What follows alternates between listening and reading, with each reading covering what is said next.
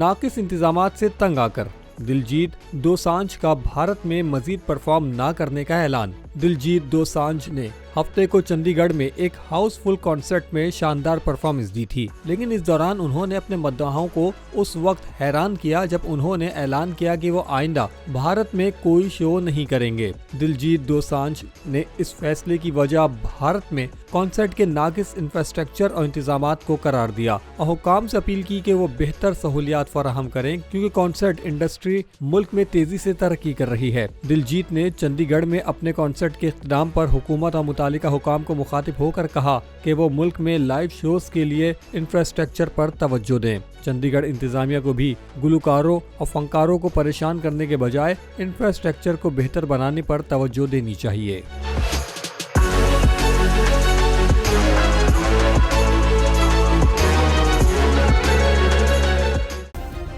Subscribe करें और bell दबाएं ताकि कोई खबर रह न जाए।